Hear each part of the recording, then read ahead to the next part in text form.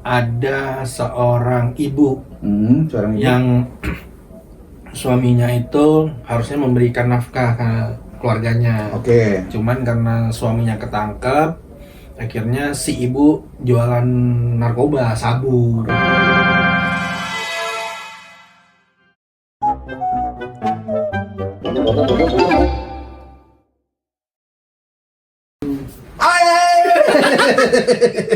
Nasi kotak kembali lagi. Ya. Gimana dunia hari ini? Ya bagus dong, berarti kan setelah pertandingan ini lu bola lagi kan? Oke, boleh. Nantangin bola. Apaan bola? U17. 17 sih. Bagus ya katanya. Bagus. Gua nggak nonton sih sebenarnya. Coach Nova, selamat sudah mencapai ke Piala Dunia di bulan November tahun ini. Sabu bersih katanya. Di mana sih Sabu dia bersih. deh? Di Arab. Arab Saudi. Nanti di Kuwait, Yaman apa pokoknya di Qatar kayaknya. Qatar ya? Qatar kayaknya. Iya, Qatar. Tiga kemenangan bersih, clean sheet. Nggak clean sheet. Kebobolan satu sama Yaman kemarin kan penalti.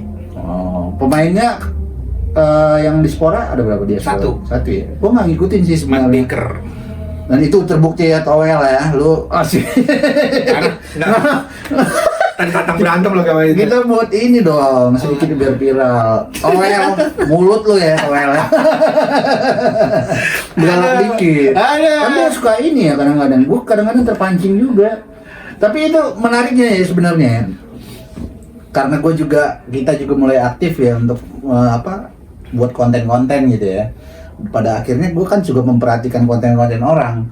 Jadi suka ada akun baru gitu ya, akun yang belum lama, terus bahas olahraga dan memanfaatkan itu. Oh, itu Dua orang itu yang pasti yang selalu dimanfaatkan. Towel sama Justin. Ya kan, Tapi kalau Justin masih agak lebih mendingan Ki. kadang-kadang Maksud ini gua ya, masih netral, ada netralnya. menurut gua kalau Justin itu semau-maunya dia gitu. Iya, betul. Semua maunya dia Jadi tapi dia lebih idealis lah. ya. Sementara kalau Towel kayaknya Si gua Serigala. gue curiga dia memang Iya, betul. kayak menciptakan Opini. namanya? Iya, memang sengaja aja supaya Ngegiring. viral. Ngegiring, iya, ngegiring Gimana ke situ. gimana caranya melawan arus kayaknya Iya, gitu. Kalau iya. menurut gue. Karena gue suka kepancing jadinya gara-gara perhatiin kan misalnya nonton ya, kayak penonton lihat konten lah bahas bola timnas khususnya kan, tiba-tiba selalu aja Towel selalu dimunculin dan memang sengaja yang buat konten itu kayak kadang-kadang nambahin, kadang lebay gitu ya. Pokoknya memunculkan pro kontra yang akhirnya di kolom komen tuh gue langsung kolom komen gue. Lu komen lu? Enggak komen, gue cuman ngelihat komentar aja. Dan itu seru kadang-kadang. Ada kebanyakan sih yang membuli lah ya. Orang sekarang kan kalau di sosial media membuli itu udah Tapi bagus loh mainnya, benar loh. Iya. Gua nonton tiga pertandingan. Yang semalam aja enggak sih karena terlalu pagi menurut gua. Mainnya kan karena di Arab jadi jam 12 malam kan. Dua pertandingan di awal tuh wah ya, maksud gua memang cakep sih, cantik mainnya. Kemarin mainnya di mana emang? Itu di Arab. Oh gitu. Main di Arab, cuman mainnya jam 11.45. Tengah malam. Tengah malam. Kalau yang dua beda waktunya berapa? nggak tahu gua, tapi yang dua pertandingan awal tuh mainnya jam 9 malam. Oh gitu. Lawan Korea 1-0, 4-1 sama menit-menit. Gua tahu waktu Arab nanya ke siapa? Sama. Arpan. Dia tahu tuh karena menyesuaikan dengan PCC. Oh iya. Iya ya. Dengan jam sana. Iya. Tapi bagus ya. Bagus.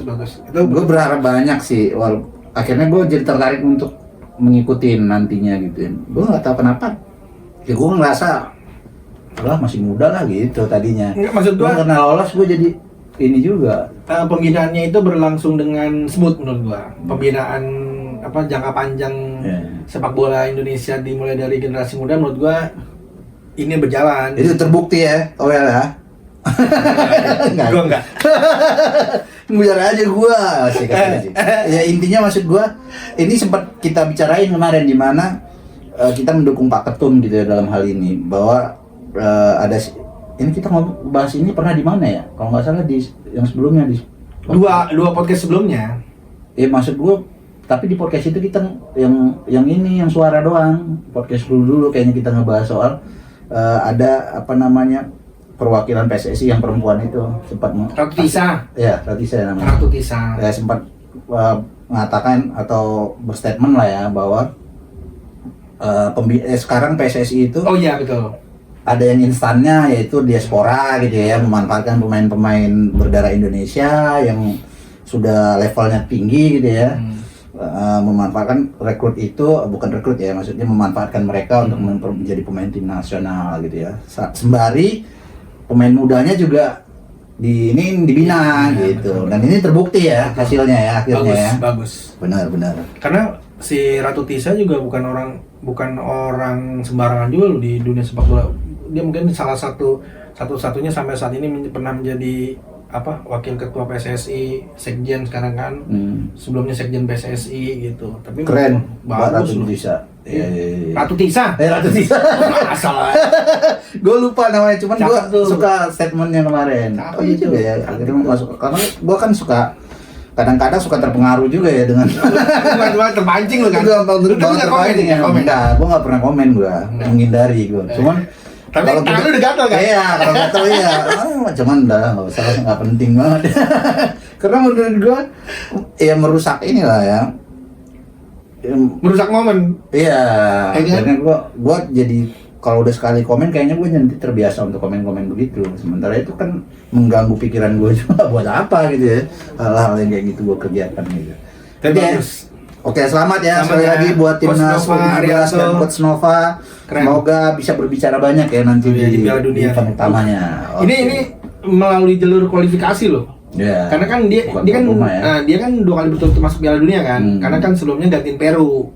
Peru ngundurin diri tahun 2023, terus dia jadi tuan rumah otomatis lolos. Nah, sekarang jalur kualifikasi dengan nilai sempurna lagi kan. Ya, Mantap. dengan hasil yang meyakinkan lah ya. Jadi kita wajar sangat berekspektasi. Jadi anak ya. lo mau nggak kalau nanti jadi pemain bola? Iya mau dong, mau. Gue mau gue. Nggak peduli gue dengan. Lu apaan sih itu? Atau gue. Oke, itu ya. Next ya. Yeah. Langsung ke Topik. Tapi hari ini mau kita bicarain apa hal-hal seru. Kita kan selalu pengen bicarain hal-hal juga yang viral lah ya. Yang Viral, up to date juga. up to date, tapi juga bersentuhan dengan dunia adiksi lah, dunia betul. regulasi dan narkoba khususnya. Jadi yang pertama tuh kemarin ada artikel tentang apa tuh? Jadi ada seorang ibu Seorang ibu. yang suaminya itu harusnya memberikan nafkah ke keluarganya. Oke. Cuman karena suaminya ketangkep, akhirnya si ibu jualan narkoba, sabu. Oke. Itu kejadiannya ada di Bima di NTT.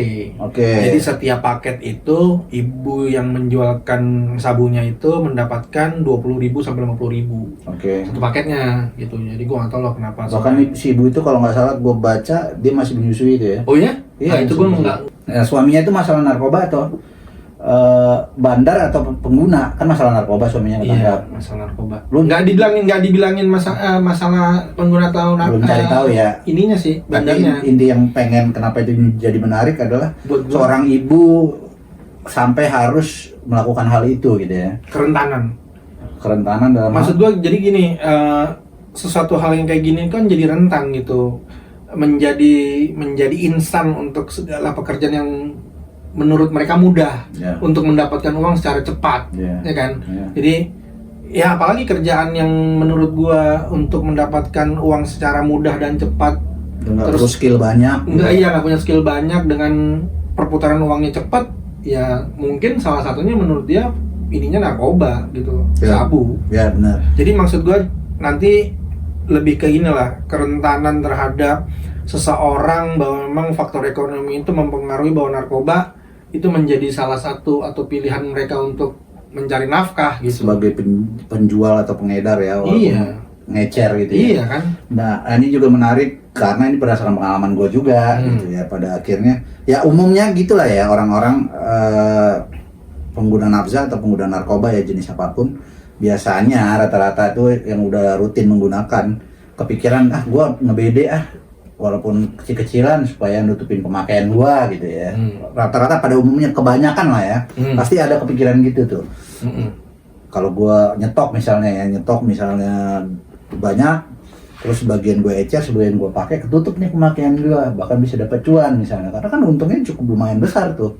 Tapi pada akhirnya nggak mungkin terjadi kalau biasanya, kalau kita atau biasanya kalah gitu. Nah, tapi kalau menurut lu apa, bukan jalan pintas, apa yang ada di dalam benak seseorang gitu akhirnya dia memutuskan yaudah mending gue jalan narkoba. Misalnya ini seorang ibu-ibu ya kan, ya menurut gue nih secara gue dalam posisi sebagai ibu-ibu ya mungkin bisa jadi buruh cuci salah satunya, atau tukang gosok, atau jualan di pasar atau sayuran. Ya, jadi menurut gue ya, gue ngerti maksud lo. Banyak pilihan lain sebenarnya gitu. Kenapa sederhananya begitu, betul. Nah, kita harus, kalau kejadian itu ya berdasarkan case yang terjadi sama si ibu tadi yang di Bima, kita harus perlu ngelihat sedetail mungkin, termasuk dia tinggal di mana, terus kondisi dia sebenarnya seperti apa. Jangan-jangan dia pengguna juga gitu. Ada kemungkinan. Jadi ceritanya seperti gua gitu, bahwa dia dulu pengguna, terus dia berpikir juga karena panik ya, dan tidak tahu harus berbuat apa-apa, akhirnya skill lain juga tidak ada gitu. Yang paling mudah adalah jual narkoba. Terus lokasi rumahnya, apakah memang di situ basis misalnya, sehingga dia dengan mudahnya memilih untuk jualan gitu, tanpa merasa ya, walaupun takut tapi beranilah gitu ya, lebih banyak beraninya untuk melakukan itu gitu. Jadi ada faktor itu juga yang perlu kita perhatiin. Tapi kan ibunya nggak pakai narkoba, Ki. Oh, nggak pakai ya? Nggak pakai narkoba. Gue nggak tahu sampai sedetail itu. Tapi paling nggak apakah dia tinggal di basis narkoba sehingga dia berani. Kalau umpamanya dia tinggalnya di sini misalnya ya, menurut gua kan ini nggak basis ya, dekat daerah kita ini. Terus ditawarin juga sama orang jual narkoba, kan dia pasti mikir gila lu gitu ya. Siapa yang mau beli gitu kan, misalnya salah satunya. Ataupun resikonya tinggi gitu. Tapi kenapa dia berani? Mungkin karena dia tinggal di basis. Itu bisa jadi kan? Mungkin nggak kalau suami nyuruh udah deh pada lu nganggur daripada. Nah, makanya tadi apakah suaminya juga penjual sebelumnya? Jadi akan lebih mudah, akan lebih besar kemungkinannya dia menjual kalau memang suaminya dulu penjual, karena dia juga menyaksikan cara transaksinya, terus pelanggan suaminya akhirnya dia bisa ambil, kan gitu misalnya. Jadi dia lebih mudah aja untuk kayak nerusin kerjaan suaminya gitu. Tapi menurut gue sih dorongan secara psikologis ya untuk ini apa, bukan ketahanan, kalau jadi ketahanan tubuh gue mikirnya, maksudnya ketahanan secara psikologis, isi kepala kita tuh pada saat dalam kondisi tertekan. Maksud gue gini, aduh apa dia ketangkep nih, gue sementara gue harus membiayai anak-anak gue, sementara makan besok di mana, itu dan segala macam. Jadi apalagi yang mesti gue jual ya, apalagi yang mesti gue cari, apa yang mesti gue kerja gitu. Nah mungkin kenapa akhirnya si narkoba itu menjadi salah satu yang itu, karena memang perputarannya cepat gitu. Dan semua orang bisa make, semua orang make gitu. Orang-orang make itu butuh tiap hari gitu. Iya, butuh tiap hari maksud gua. Semua orang make gitu. Terus iya itu. Terus apa namanya lagi ya? Kok perputaran cepat, semua orang make, dan itunya apa namanya, segala sesuatunya itu menghasilkan uang dengan lebih cepat, cuannya juga lebih gede. Iya gitu. Untungnya menurut mereka jadi jualnya sekian, dapat untungnya sekian gitu, lebih besar. Jadi ini berdasarkan pengalaman gue ya, gue harus bercerita juga yang terjadi di daerah gue. Kan dulu di kampung tuh basis lah ya. Ya. Jadi perhitungan cuan lah ya. Biar lu tahu juga ya bahwa orang itu bisa cuan sampai 100% kalau berani ngetengin gitu, karena dia dapat. Misalnya gimana hitungannya? Misalnya dia 1 gram tuh misalnya dia harga kita bilang aja 500.000 lah gitu misalnya ya. 500.000. Nah, terus dia jual 0,1 gramnya, kan itu berarti 1 gram itu 1 gram itu 100 mili ya. Berapa sih itu? 0,1 10 mili. Pokoknya dia kalau diketeng tuh jadinya 100 paket kan? Enggak, 10 paket dong. Kalau 100 paket ya, 100 paket. Iya dong. 100 paket dia. 100 paket. 100 paket. Dia jual kali 100.000 misalnya jadi berapa? Enggak dong ya. Iya dong, kalau misalnya 1 gram. Setahu gua misal gue jadi lupa hitung-hitungannya. Gimana sih? Misal kalau kita bagi sprempi aja ya, jadi jadi nggak Jadi orang dagang. Jadi misalnya ini yang real aja deh, yang kemarin terakhir ya, yang gua ingat harga 1 gram tuh 500.000 misalnya. Terus untuk seperempatnya setengahnya 250 harusnya ya. Tapi jadi harga 300 orang belinya biasanya itu. 300 setengahnya. Terus kalau sprempinya 150. Jadi 200 orang belinya sprempi. Enggak 100% dong. Cuman itu kan kalau hitungan belinya masih itu kan paket gede jatuhnya kan masih. Ini kan cerita kita paket hemat. Kalau di sama kayak jual itu dong. Iya, bisa 50.000 orang, bisa beli 70.000, 100.000. Bayangin aja kalau dibagi. Menurut 30.000 ada orang beli. Enggak, menurut lo itu tadi kalau ibu tadi itu hitungannya satu paket 20.000, berarti itu dia bisa jual sampai 50-100 paket lah ya?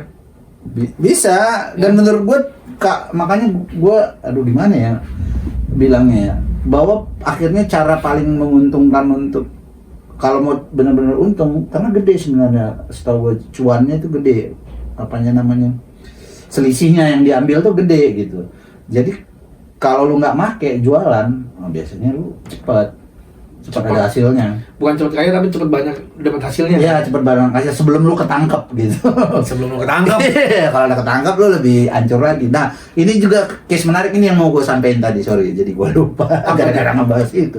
Jadi sering kali ya misalnya ini kejadian nyata terjadi di tempat gue, karena gue sering juga dimintain tolong dulu gitu kalau ada yang ketangkep. Jadi misalnya ada ketangkep nih BD kecil, biasanya yang kecil ya. BD kecil, terus dia biasanya keluarganya itu langsung, dan keluarganya tahu ya, misalnya istrinya tahu bahwa suaminya bandar terus dibiarin gitu, itu memang jadi penghasilan mereka. Suaminya ketangkap nih, istrinya biasa ngadu ke bosnya gitu, daripada, jadi bosnya juga biasanya coba untuk negosiasi supaya dia nggak dibunyiin gitu, istilahnya biar nggak ke atas, biar nggak ngomong nih orang gitu. Biar nggak jadi tukar kepala. Iya, jadi ada ketakutan itu kan. Nah, terus jadi cara paling aman biasanya bukan ditakutin ya istilahnya. Biasanya kalau keluarganya ngadu itu selalu dia coba memberi solusi lah, ngasih uang misalnya. Coba negosiasi dengan pihak misalnya. Atau kalaupun memang itu bisa dilakukan dan lanjut prosesnya, keluarganya biasanya ditanggung. Nah, jadi kalau makanya penting itu, apakah suaminya memang ketangkapnya karena bandar, bisa jadi tuh bosnya ngasih, ya udahlah untuk sementara lu biar bisa hidup, gue punya barang nih, gue nggak punya uang untuk bantuin lu keluarga lu, tapi gue punya barang nih, lu jualin, lu dapat cuan gitu istrinya. Tapi kan itu resikonya gede ya? Iya, makanya kan penting untuk ditelisik lagi, apakah itu basis, apakah dia, ya kalau dia mungkin dia kan secara instan aja ya, udah panik duluan, gue gimana hidup gue, tiba-tiba ditawarin ini ada barang pelanggan dari suami gue banyak misalnya, kan dia kan akan lebih dominan untuk ya udahlah gue sikat aja gitu. Karena analoginya sebenarnya analoginya yang gue mau sampaikan tadi tuh mirip sama kejadian kayak gue atau kita, gue nggak tahu, jangan bukan gue deh, atau kayak gue. Jadi gini, dalam kondisi seseorang akhirnya menjadi secara psikologis tertekan, baik itu secara mental dan emosional.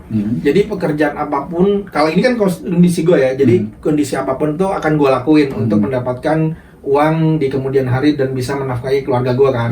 Itu juga dia. Nah, cuman kan posisinya yang diambil sama ibu itu kan dalam kondisi yang negatif, dia ngambil posisinya untuk jualan sabu. Nah, kalau gue kan mikir, kira-kira apa yang mesti gue lakuin ya supaya itu bisa menghasilkan cuan yang dalam bentuk bisa menafkahi keluarga gue.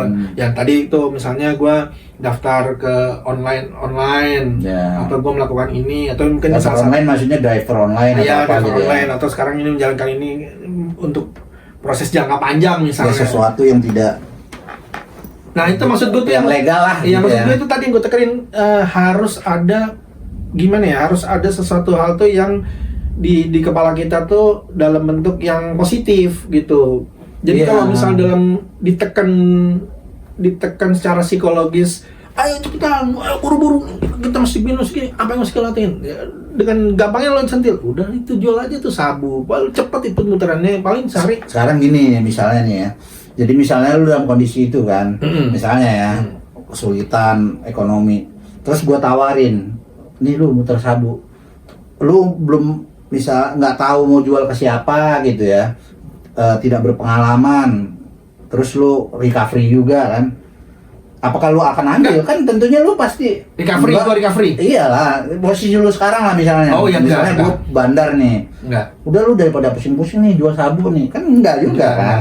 Makanya gue membayangkan ibu itu kondisinya seperti apa, harus detail dulu gitu, harus cari tahu. Kalau dia memang tahu mau jual ke siapa, tentu akan lebih mudah. Ya, misalnya lu juga, kalau lu tahu mau jual ke siapa misalnya, atau lu tidak dalam recovery juga kan, atau lu tidak pengguna basis di daerah basis orang tinggal. Gua ambil, gua rasa. Iya, kemungkinan besar lu bisa aja lu ambil. Iya betul, gua ambil juga tuh. Dengan udah gue jual 10 gram habis itu berhenti misalnya, ada target gitu kan bisa aja kan. Sebelum gue ketangkap, padahal begitu lihat duitnya nggak akan mungkin berhenti. Ya kan, Karena orang dalam posisi kalut itu apapun yang bisa diambil. iya gitu, apalagi itu dia jelas duitnya keputar. Iya. Beda hal dengan orang yang tidak, ya bingung, dikasih barang pun dia mau jual ke siapa kan gitu. Tentunya nggak mungkin diambil juga kan, ini cuma sama aja nyimpan bom gua nih kan gitu. Bentar, gitu ya. Jadi maksud gua apa yang ngambil hikmahnya? Maksud gua gini, ya segala sesuatu itu memang mesti harus dibicarakan secara baik-baik gitu. Maksudnya ada orang sekitar tuh kalau sebisa mungkin cari solusi itu yang positif. Ya buktinya apapun ceritanya, lu sesuatu yang instan tuh hasilnya nggak akan baik gitu Iya, ya. betul. Tidak usah perlu panik lah. Kita dipelihara oleh yang kuasa. Asik, lu gila spiritualis banget. Ini mulai nih. Artinya ya itu keputusan yang salah lah yang dilakukan ibu itu ya. Iya. Dia harus nyusuin anaknya, Nah. anaknya harus dibawa ke dalam Iya. tahanan loh. Iya, Lu bayangin betul. aja gimana psikologis anak dan mentalnya, tumbuh kembangnya ya. Iya, benar. Bayangnya. Gue kalau kayak gitu tuh, kalau ngeliat anak sekarang tuh, kalau ngeliat scroll iklan terus ada anak yang terlantar, anak yang kayak gitu tuh, aduh rasanya gitu, dek gitu. Itu Iya. kalau kejadian anak gue tuh kayak gimana? Jangan mau. Banyak juga kasus selain kejadian itu disuruh jadi kurir lah, segala macam. Walaupun uangnya besar, oke kita akuin. Gue harus akuin juga, memang uangnya besar tuh untungnya. Tapi nggak sebanding kalau lu udah kena resikonya. Jadi kalau kena kan dua-duanya masuk ke dalam tuh kan? Iya. Suaminya masuk, ibunya masuk, anaknya Harus masuk karena disusuin kan. iya kan? RJ nggak bisa tuh ya? RJ bisa nggak tuh? Restoratif Justice susah Dia juga. nggak tahu lah gimana prosesnya. Hah? Gue rasa kalau dia BD ya agak susah dong. Enggak sih ibunya. Iya si ibunya kan bandar kan. Enggak dong, ibunya kan tukang jual biasa aja, ditawarin. Tapi bukan bandar. Jadi maksudnya? Kayaknya kurir ya? Kurir Gimana sih? Bandar. Udah Bandar. udah 3 bulan kalau nggak Iya, salah dia. bandar deh. Mengedarkan. Gimana sih? Karena lu belum baca, iya bandar ketengan lah. Iya, bandar ketengan maksud gua, nggak terlalu. Ya tetap aja kan barang buktinya cukup kali untuk lanjut ke proses persidangan kan gitu ya. Ya pokoknya ya ambil segala sesuatu itu yang positif. Karena gini ya, gue dengan kondisi yang saat ini pas kemarin mendapatkan pemberitaan bahwa wah gue mesti harus selesai dulu gitu secara itu tuh otak gue tuh mikir tuh langsung tuh secepat itu. Makan kemarin ya. Nah, untungnya memang tadi yang lo bilang sebagai recovery yang gue sudah cukup berpikiran waras tuh gue bisa ngambil hal, oh kayaknya gue mesti ini ngambil langkah ini, ngambil itu, tapi jangan sesuatu hal yang bodoh gitu. Nah itu maksud gue berdiskusi dengan beberapa teman-teman gue yang circle-nya tuh yang positif Ya, gitu, itu salah juga satu kita gitu. Itu juga rasa bersyukurnya kan. Gitu sih maksud gue. Jadi teman-teman tuh atau di mana Prankster. di mana kita itu tuh mesti punya ada lingkungan yang positif. Iya, Jadi iya. ada diskusi atau masukan-masukan, input-input buat diri kita tuh. Jadi setidaknya lebih banyak manfaatnya daripada mudaratnya. Iya. Gitu. Ditambah lagi memang kondisi sekarang tuh harus diakui ya, memang kondisi lagi sulit nih. Alam. Tidak hanya Indonesia ya, jadi bukan gue jangan sampai kesannya Lu nyalain lagi, pemerintah. lu. Anti pemerintah Nggak towel. pemerintah sih. Nggak tahu ya lagi aduh. Nggak. Maksud gua sekarang secara global ya, tambah lagi kebijakan Amerika lah segala macam. Kalau kita mau Pajak. bicara, ya apa namanya ekonomi global. Intinya Iya, yang krisis itu bukan cuma kita doang, bukan cuma negara kita. Memang kondisi sekarang lagi sulit, makanya apa namanya coba berpikir lebih waras lah ya, jangan mau jadi kurir lah atau ngecer. Memang duitnya Iya. banyak sekalipun tapi itu tidak, hasilnya pasti malah ngancurin lah gitu ya intinya. Terus ada kejadian juga nih Ini yang kedua sekarang. Yang pertama udah ya. Ya. Yang pertama udah ibu tadi ya. Yang kedua. Ya. Spiritualis. Siapa sih? Goblok apa? Spiritualis siapa namanya? Goblok. Namanya siapa sih? Enggak. Gue nggak ngikutin sebenarnya dia, cuman karena baca artikel dari lu itu doang. Dia kayak Namanya sampai, RR. sampai punya ini ya katanya. Dia spiritualis terkenal kan menurut gua, cukup dikenal lah di Oh, iya. kalangan mereka itu yang mengakses si selebgram ini. Dia jatuhnya selebgram dia ya, tapi selebgram. spiritualis. Ya. Banyak followernya, tapi dia punya kayak pondok ini. Iya, punya juga. Berarti ada orang yang nyantri lah ibaratnya di situ. Ada gua rasa juga. Oh, ada? Ada. Oh. Terkenal juga tuh. Ketangkep cabut. Sebenarnya kejadian kayak gini kan dulu siapa? Ada penyanyi cewek dulu yang udah meninggal. Sekarang udah meninggal sih yang R. yang bukan R-nya, bukan yang korbannya, bukan si Oh. ininya, si tersangkanya kan udah meninggal. Oh iya, gua udah tahu. Si Artinya udah pernah kejadian kayak gitu ya. iya. Dan gua dengar dulu alasan dia sempat bilang itu asap apa gitu. Ya nggak ngerti gue. Ada Itu istilahnya, bahasa ada dia. bahwa itu bukan sesuatu yang tidak baik. Itu kan lebih ke agama tuh ya pada saat itu dia punya pondok agama lah gitu ya. Dia udah mulai menghubung-hubungkan dengan bahwa itu sesuatu yang baik gitu, bahwa itu sebenarnya tidak dilarang gitu. Karena itu membuat kita semakin giat beribadah. Gue pernah dengar gila juga logika Karena- yang Kayak gitu loh. otaknya dibuat dia. Oh iya, itu satu hal yang mau gue tambah lagi. Itu terlintas di kalimat bini gua. Jadi dibilang bini gua gini kan, ada ini terlepas dari kasusnya Napsa ya.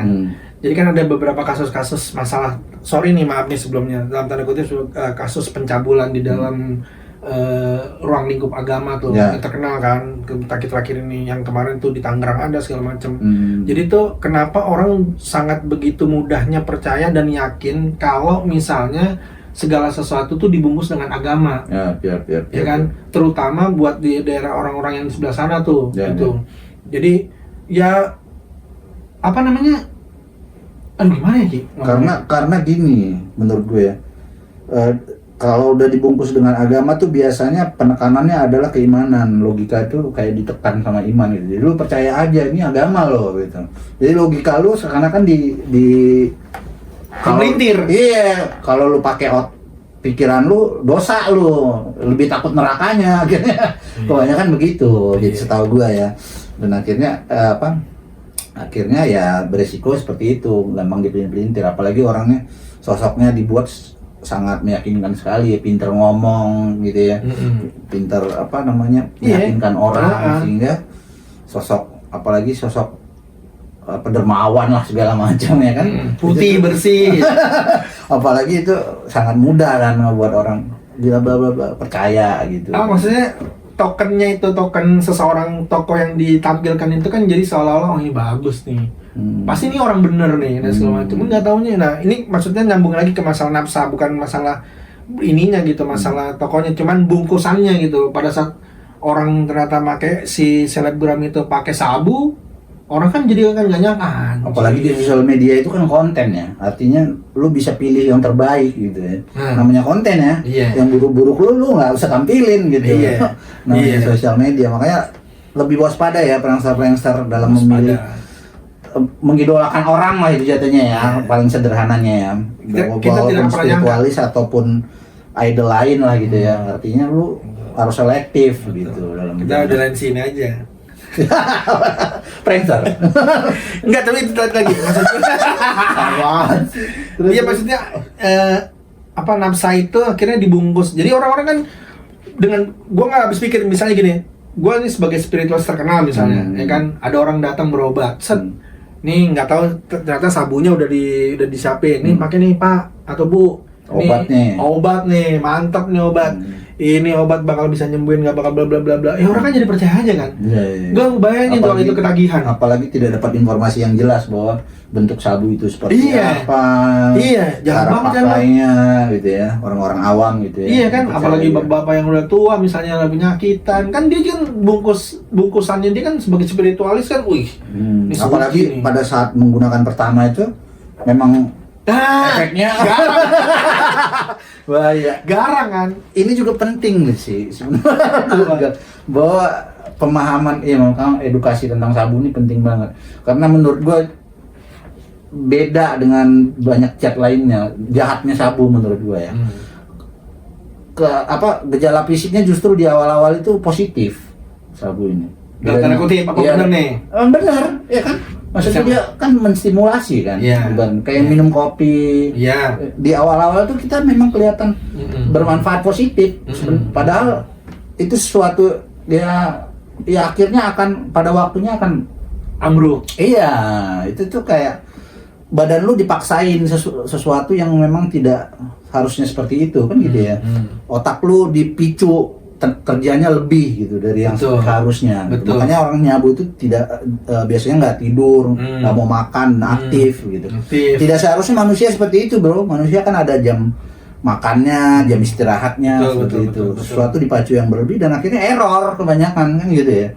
Dan biasanya itu masalah mulai muncul tuh saat barangnya nggak ada, kan itu ilegal ya. Kalau sesuatu yang baik barang yang nggak ada tuh mulai muncul masalah. Atau ya otak lu udah hang gitu karena dipaksa bekerja tidak sesuai dengan seharusnya, iya gitu. Dan bahayanya itu memang sabu. Dan menurut gue itu juga yang membuat itu gampang sekali sekarang jadi menyebar gitu. Ini ada salah satu, gue nggak tahu ya ini apa ceritanya benar atau enggak, tapi masuk akal. Ada yang cerita sama gue, karena gue sempat bertanya saat itu gue ditugasin yang kemarin tuh ke kampung lah istilahnya jatuh itu kaki gunung gue kerjanya kan, di salah satu rehab. Nah gue heran gitu saat itu gue baru melek bahwa kok di kampung malah lebih banyak gitu. Ini kan perkampungan gitu. Sabu? Iya gitu. Kenapa di hutan-hutan sana malah lebih banyak gitu ya yang orang yang hidupnya di pertanian gitu. Akhirnya dia ada yang cerita gini sama gue. Jadi masuk pertama bro katanya orang-orang kampung itu ditawarin gitu misalnya. Nih untuk doping gitu misalnya kayak ngopi kan, ini doping nih kalau semangat nih kalau pakai ini kan benar memang dia semangat akhirnya. Cuman yang dia lupa bahwa dia awalnya aja semangat, lama-lama dia kan fokus ke yang lain, mulai dimasukin judinya, akhirnya dia nggak kerja lagi, judi yang dikerjainnya gitu karena kan mencari sesuatu. Sabu ini kan dia namanya apa ya, dopamin kita lah ya, apa namanya zat enak kita itu kan di pompa terus kan. Nah, jadi gimana caranya supaya kita mau yang enak lebih gitu. Ya awalnya kita bisa kerja, lama-lama kerja itu kan bukan sesuatu yang enak gitu ya. Akhirnya nyari ke yang lain, perempuan kan gitu. Atau judi, sesuatu yang imajinasinya jadi liar. Yang akhirnya lu nggak mungkin fokus kerja lagi, nggak mungkin gitu. Itu tuh hanya awal-awal aja kalau itu pun mungkin terjadi gitu. Itu yang terjadi di kampung. Akhirnya orang-orang kampung tuh yang awalnya ya bener juga ya, gue jadi semangat nyangkul atau semangat buka lahan, lama-lama semuanya udah di barak judi semua. Jualin tanahnya, jualan ini, bener. Karena di rehab tempat gue dulu yang di kaki gunung itu ya, di kampung sana gue sempat tugas gitu ya, yang apa namanya pasien-pasiennya gitu ya, klien-kliennya itu rata-rata gitu yang udah gadain lahan ininya, bukan orang-orang yang tidak berduit ya, orang-orang yang punya lahan banyak sebenarnya gitu, yang pada akhirnya dijualin. Itu mereka pendidikannya gimana? Bagus mereka itu? Apalagi orang yang berpendidikan bagus ya? Iya, ya setara SD SMP kan? Ya, SD kan? SMP. Ada juga yang SMA. Tapi ya, artinya bukan menjadi fokus mereka. Kebetulan di daerah situ tradisinya adalah bukan sekolah ya yang utama gitu. Utama SMA juga oke gitu, udah oke. Lebih banyak sebenarnya penimbunan harta dulu di situ tuh. Tapi kan kalau aset-aset gitu. Lu punya banyak tanah luas, apalagi sawit lu banyak, lu orang kaya gitu. Tapi kan itu juga mempengaruhi akademiknya seseorang untuk masuk ke doktrinnya orang-orang yang kasih sabu kan? Tentunya. Tapi bukan berarti lu mentang-mentang S3 lu nggak beresiko ya. Iya enggak, maksud gua Beresiko. akan lebih mudah gitu. Tapi lebih mudah memang. Mencernanya memberikan pemahaman orang-orang yang kurang pendidikannya terhadap sama orang-orang yang punya pendidikan yang menurut gua cukup lumayan Ya, gitu. artinya lebih beresiko lah orang-orang yang. Iya kan? Ya benar-benar itu nggak. Waktu lu di sana banyak kan gimana orang-orang? Ya banyak sih, rata-rata tuh orang kaya tapi ya Kurang kan? kurang. Jangankan gitu ya, jarang keluar dari kampungnya lah istilahnya ya. Yang cewek ada nggak cewek? Iya. Enggak, serius cewek. Enggak, waktu di sana, waktu lu ngeliat cewek dari apa? Sabu ada? Ada juga klien cewek, tapi nggak banyak lah, sedikit. Tapi ada lebih ya? poinnya adalah yang mau gua tekankan tadi di situ, bahwa akhirnya bisa bahayanya sabu itu gitu, di awal-awal tuh kelihatan nggak ada masalah kok, bagus kok, kenapa? Bahkan mempertanyakan kenapa ilegal ya gitu. Tapi lu nggak tahu dampaknya gitu selanjutnya, karena bedanya dengan zat-zat lain itu dampak fisiknya tidak langsung terlihat, malah kelihatannya lebih positif gitu. Kan beda kalau nyuntik misalnya kan, langsung gedo ya kan, orang kelihatan ya gitu, ini pakai narkoba atau ngobat gitu kan, kelihatan apa babau gitu ya, beler gitu ya, ganja beler gitu.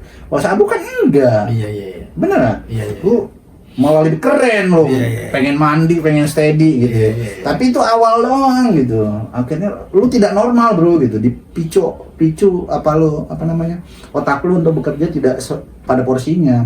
Iya. Makanya salah satu fakta ya, lu bisa cek di rumah-rumah rehabilitasi sekarang tuh trennya adalah gangguan jiwa Iya. yang tinggi. Kalau dulu di zaman dulu Enggak, kan gua enggak. penyakit itu ya jatuhnya ya kan, yang banyak ya FC atau HIV, gitu ya. IMS. Penyakit atau virus ya. Kalau sekarang kan trennya berubah semenjak tren sabu, semenjak bergeser dari putau ke sabu lah ya. Yang utama gitu. Sekarang lebih banyak ada gangguan jiwa. Berapa persen tinggi menurut gua. Di Termasuk rehab pasti banyak. Termasuk pasti kita rawat ada. itu kan enggak? Hah? Yang kita rawat waktu di Ya dari yang kecil sampai yang parah ya. Jadi perlu teman-teman juga tahu, jangan berpikir ini kan informasi juga ya. Informasi buat transfer. ODGJ atau orang dengan gangguan jiwa itu dari yang teringan sampai yang terberat tuh bukan berarti gini maksudnya. ODGJ berarti yang di jalan-jalanan yang campang-camping, bukan. Sementara ini aja apa namanya? Orang yang susah tidur aja apa namanya? insomnia. Insomnia itu kan gangguan jiwa sebenarnya, ada gangguan mental di situ kan, walaupun ringan gitu artinya. Jadi banyak bipolar apa segala macam. Menurut lo akhirnya siapa yang harus punya kewajiban untuk memberikan edukasi kayak gini nih? Ya selain kita tentunya pemerintah, makanya kembali lagi kampanye. Siapa orangnya? Kemensos, BNN tuh. Udahlah, ya bukan berarti berhenti menangkapin ya. Oke lah, jalankan fungsi penindakan silakan. Tapi jangan lupakan kampanye-kampanye itu gitu. Biar masyarakat juga tahu. Sehingga karena lebih ngeri loh. Lu bayangin aja gini, saat kita cuman kampanye tidak dikampanyekan dengan spesifik dan benar, orang tuh cuma taunya sabu berbahaya misalnya ya. Tiba-tiba kecelakaan gitulah misalnya ya, atau dipaksa atau apapun lah. Akhirnya dia pakai. Kok nggak berbahaya? Akhirnya dia malah jadi makin ini ya nggak sih? Gitu loh. Padahal itu awal doang bro. Itu ilusi lu doang gitu. Pada akhirnya lu akan hancur lebur, udah banyak lah contohnya. Nggak perlu kan gue ceritain dulu bro. Itu ilusi di awal nggak bahaya. Ternyata wah lebih bisa gila loh. Oh iya betul. Gangguan jiwa. Gitu. Itu gue setuju sih. Memang akhirnya satu poin ya harus ada informasi, harus ada edukasi yang benar-benar secara komprehensif.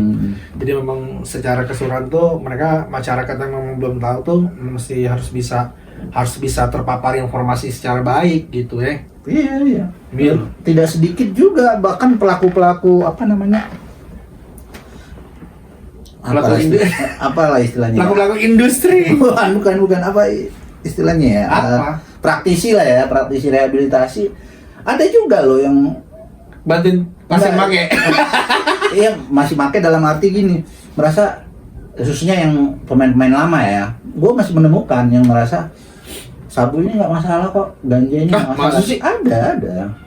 Bahwa yang bermasalah itu ya yang berat-berat, hard drugs, mereka merasa hard drugs doang yang bermasalah gitu.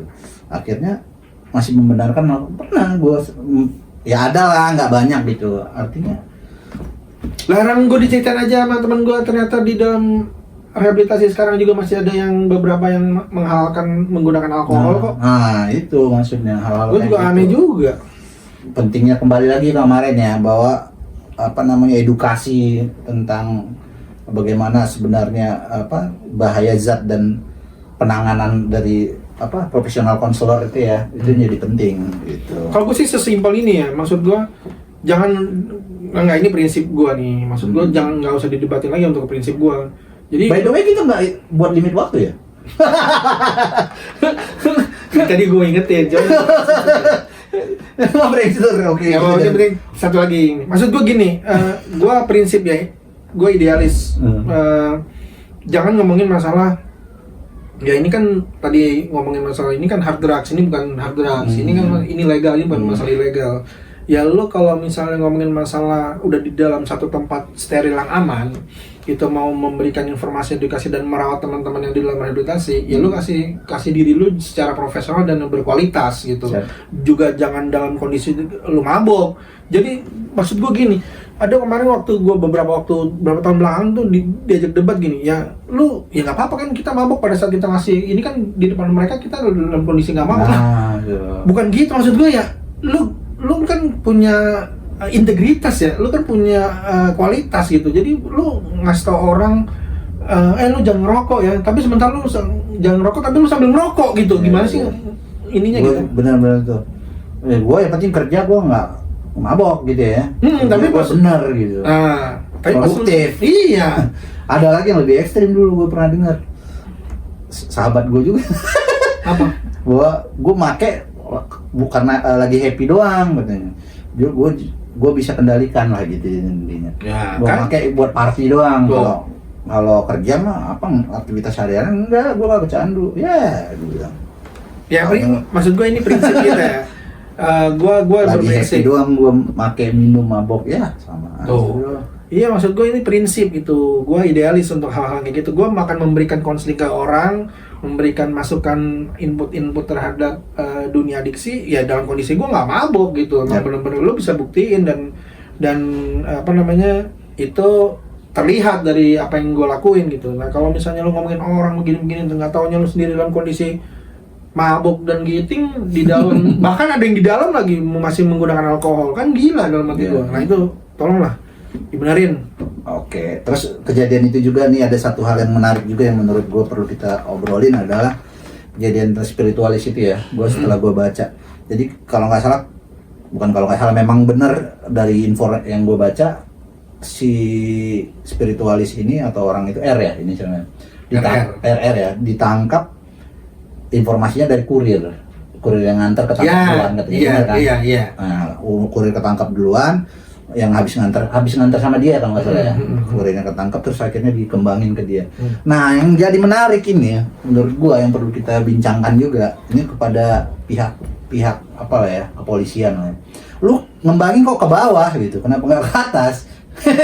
Ya gak sih, gua selalu tuh, maksud gue coba cari hal positifnya lah dari hal itu, karena menurut gue aneh gitu. Kok lu ngembangin ke bawah, kok pemakainya yang lu kejar gitu, kok enggak bandarnya gitu, kenapa lu kejar bandarnya gitu?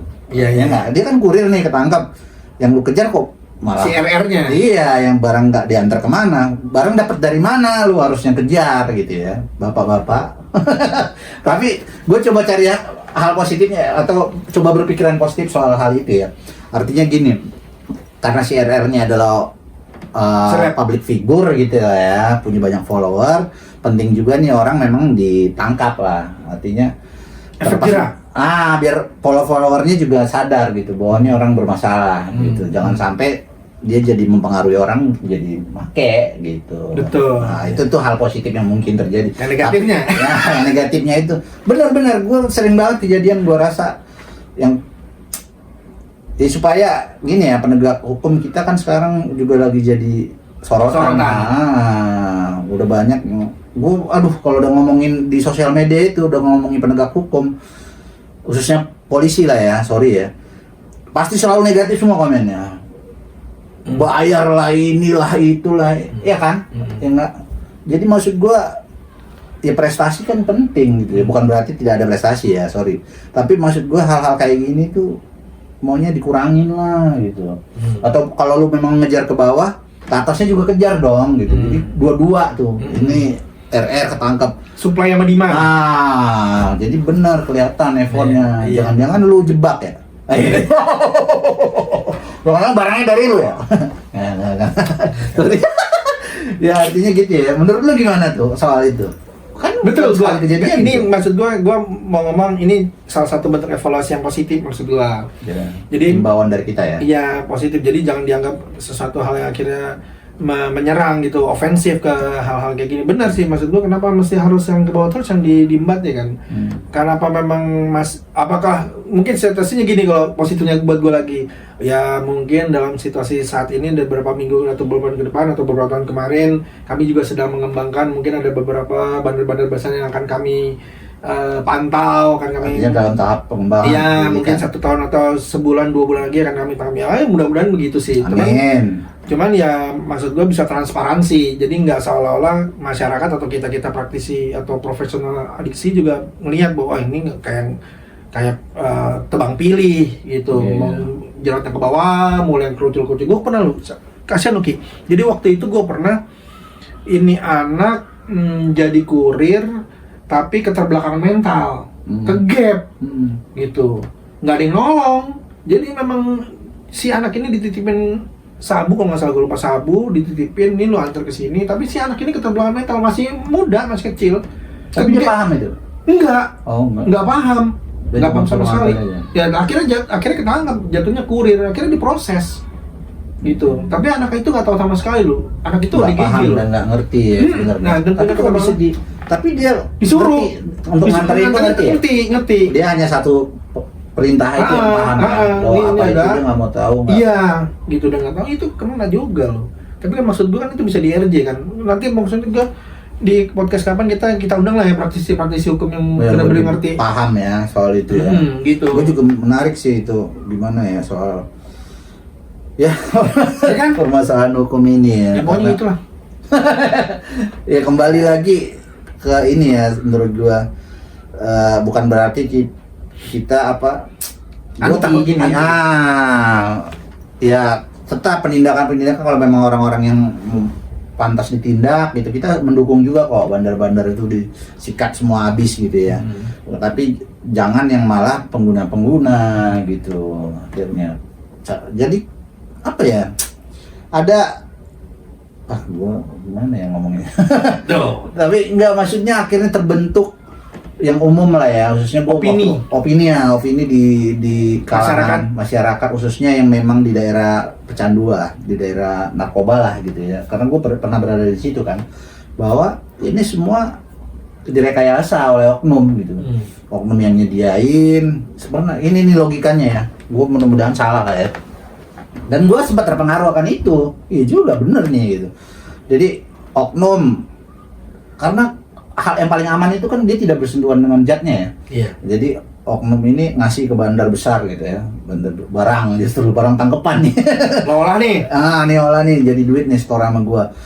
Nah dia kasih ke kaki-kaki gitu kan. Iya. Kan bandar besar nggak ngecer langsung kan, distributor dia istilahnya, ngasih ke kecil-kecil. Nah si oknum ini kerja sama juga sama bandar besarnya, kaki lu gua makan ya untuk memenuhi ini dia gitu. Belum lagi pasien ya, itu masih antara bos sama bos, belum lagi yang orang lapangannya mereka gitu ya, kerjasama dengan bandar kecilnya. Pasien lu kasih dong sama gua gitu, karena gua mana ya. Karena gua pas ketangkap ada, ini udah gue ceritain deh, gua karena sempat pas ketangkap, sorry ya, kemarin sempat mau diajak kerja sama salah satu oknum. Jadi cepu ya? Enggak, artinya Itu lu tetap jualan, nanti gua lindungin gitu. Lu jualan nanti Mari gua gua lindungin. Tapi kapan gua butuh tangkepan lu kasih pasien lu katanya gitu. Duh. Merinding lu, merinding lu. Enggak. Tenang lu, jual mah aman katanya. Buset dah gua bilang. Untung gua saat itu memang udah berkomitmen ya, artinya nanti sampai kan dikembaliin handphone gua tuh ya. nomor lu udah gua iniin katanya, sampai gua buang nomornya. Kan gua pertama memang isolasi nggak pakai nomor ya, nomor yang lama kan gua buang kan. Nomor lu udah gua kontak tuh, nanti apa katanya, anjing gua udah. Gua mau di record lu, kan artinya kemungkinan itu bisa terjadi kan, logis ya. Gua Ya artinya itu oknum-oknum lah. Ya maksud gua sudah Makin takut. sama. Karena gini, kembali ke kayak yang kemarin kita omongin ya, bahwa kita mungkin ngerasa sepele karena belum kena di keluarga kita dan kita gitu ya. Artinya biar aja, yang penting gue dapat keuntungan dari situ ya, keuntungan secara materi gitu. Dan keluarga gue nggak ada kok yang kena. Kan kita tidak tahu ke depannya. Dengan pembiaran akhirnya kemungkinan nanti anak kita kena atau saudara-saudara kita jadi korban gitu ya, korban baik itu pengguna atau bahkan ketangkep juga, itu tidak kemungkinan. Ya, iya nggak sih? betul. Gue setuju, gue setuju. Jadi memang mesti terlepas tadi masalah hukum tadi, yang gue secepat mungkin, sedini mungkin tuh seperti yang bilang dulu tuh, pencegahan itu dan preventif itu menurut gue penting gitu. Karena gue semakin bertambahnya tahun, semakin majunya era digitalisasi komunikasi itu, menurut gue Ki, bahkan yang lu cita-citain tuh gue kagak tahu tuh. Ada yang sistem tempel, ada yang dari ini dari itu. Wah, gue jadi makin tahu kan, anak gue laki-laki kan. Jadi gue tuh mesti harus bisa bener-bener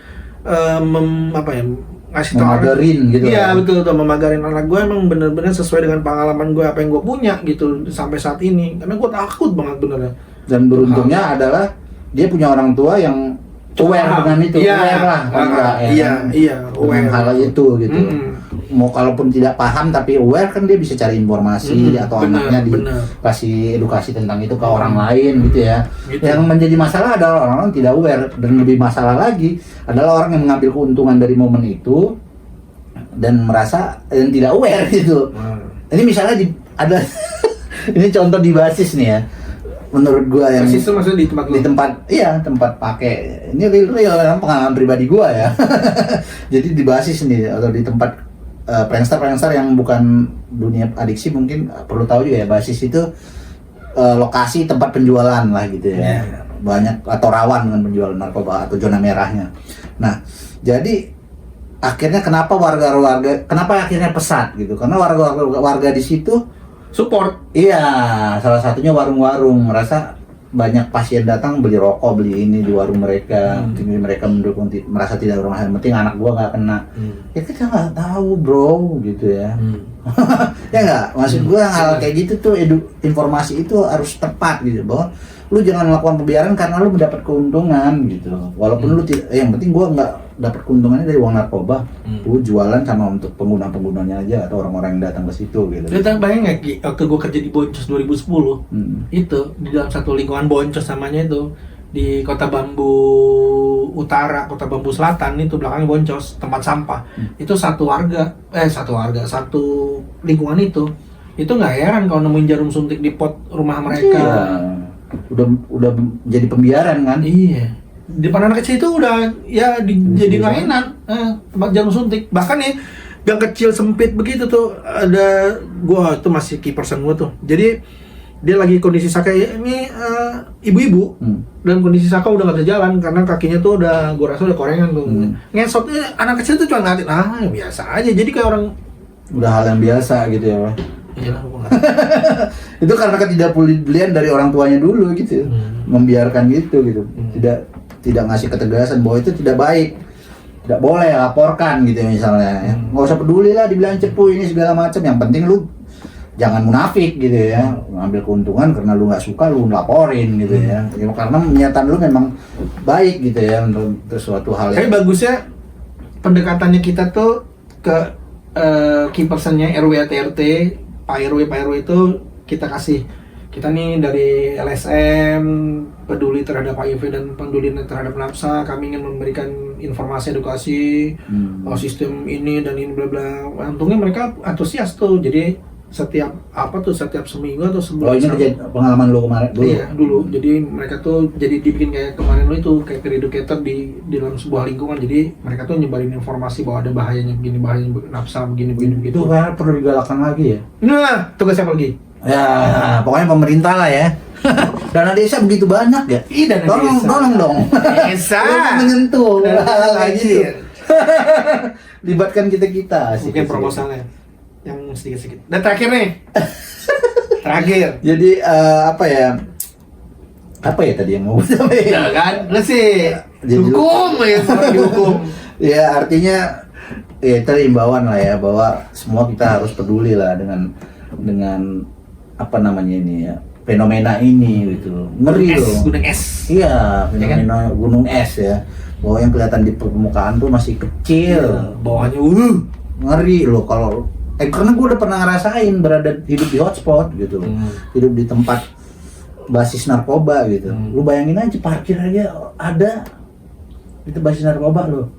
Udah di manage tempat parkir loh, yang orang parkir mau pakai, orang parkir diparkirin loh. Nggak tahu apa retribusinya bayar. Kalau ngeri gak lu? Ya, semua bisa diduitin ya? Iya. Dan orang-orang padahal mungkin aja dia juga nggak pengguna sebenarnya gitu ya, yang menyediakan lahan parkir lah, yang ini.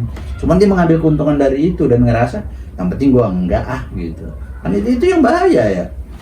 Iya, lu enggak, nanti anak-anak lu, siapa keluarga lu, atau lu bisa jadi korban kemalingan karena orang-orang tadi sudah nggak ini kan gitu ya. Makin rawan di daerah rumah gua.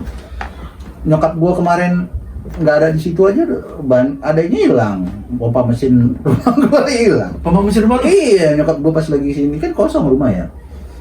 Dan gua tahu kalau gua di situ, gua tahu tuh dia nyari kemana tuh pemain-pemainnya siapa ya, pemain-pemain sabu lah. Ada yang lain, lu pagar rumah orang, wah sadis sekarang di sana tuh. Karena kriminalnya tinggi sih.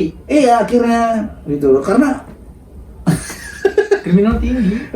Tadi ya nggak, dia jam tidurnya udah beda ya kan, dia make orang udah tidur semua, dia tengah malam bangun, berkeliaran, energi masih banyak, uang nggak ada, gimana nih, habis sudah buat main slot kan, judi, mana nyari duit nih, apa nih, misalnya, oh tuh rumah kosong tuh, sikat misalnya kan, orang udah pada tidur semua gitu, udah nggak ada takutnya orang-orang sekarang juga, wah ngeri lah ya, ngeri.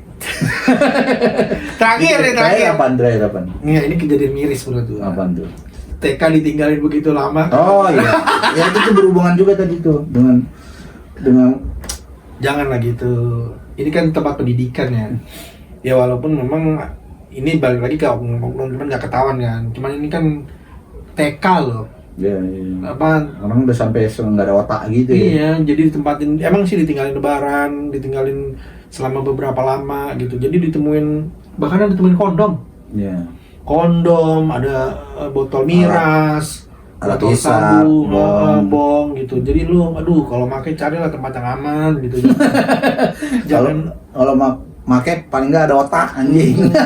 Di lingkungan sekolah, di lingkungan pendidikan, gila itu kan TK lo gitu. Jadi orang kan, ya menurut gue miris sih yang terakhir nih, pembahasan gue yang terakhir, jangan sampai lah. Gue juga kayak gitu tuh. Apalagi punya anak ya. Gitu. Waduh, lu mudah-mudahan lu yang buat kemarin-kemarin makanya cepet-cepet ketangkep deh lu. Asli. Bajingan lu. Iya, memang sih gue prihatin lah dengan hal itu, bahwa ya mana ya. Karena gue udah pernah merasakan juga di dalam lingkungan nggak ada otak itu gitu. Memang ada kesempatan di mana aja sikat gitu. Iya. Makanya awalnya lu agak susah, misalnya gini, kita mau menghimbau gitu ya, teman-teman yang masih aktif, tolong lu lebih pakai otak, nggak bisa. Iya benar juga. Susah. Gue tuh berpikir lagi. Yang lebih tepat adalah lu berhenti. Nah, kalau lu mau punya otak, lu berhenti, nggak ada yang lain. Lu berhenti nyakitin orang-orang yang ada di sekitar lu. Iya, berhenti lu, bro. Berhenti lu, sis. Gue tahu banyak, dunia ini masih luas, masih banyak yang masih mau dikejar. Masih banyak yang mau ngerangkul lu.